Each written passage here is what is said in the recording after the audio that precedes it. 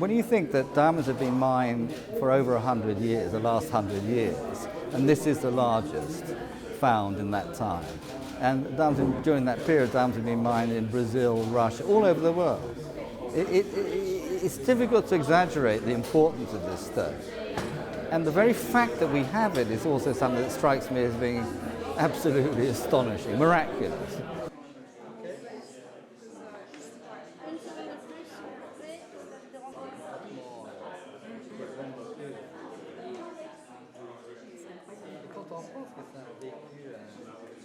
The professionals have told us there's probability that you could cut maybe the largest polished diamond in the world out of it.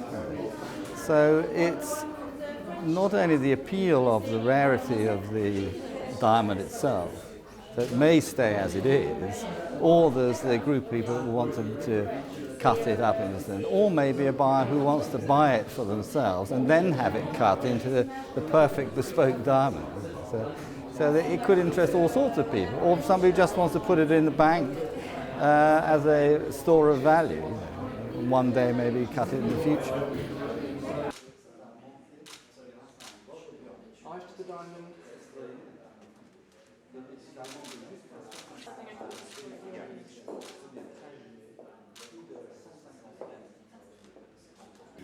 At 2 to 3 billion years old, the stone is older than life itself.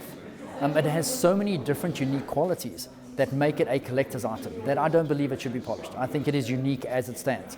Maybe if somebody recovers something which is larger, then it opens up opportunities. But if it was my stone and I had full choice, I would have the stone analyzed. I would understand what the potential would be if I was going to polish it. But as it stands now, I would keep it in its magnificent, unique form and not polish it.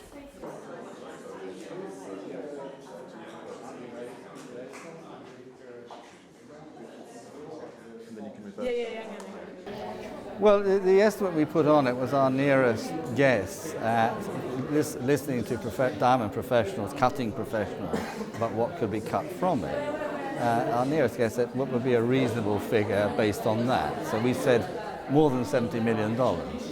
But it doesn't take into account the extreme rarity of the object, so we'll see.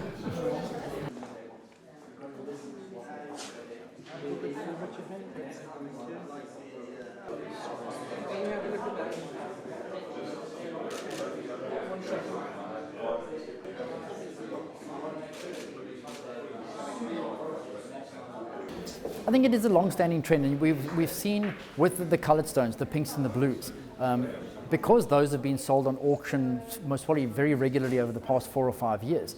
They've actually now gotten that following. They become a collector's item. People understand that they're now something which can actually be traded.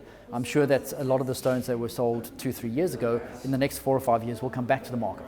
We haven't seen the same with white stones. It's the reason why this is being sold as a rough stone instead of trying to polish something out and then go back out.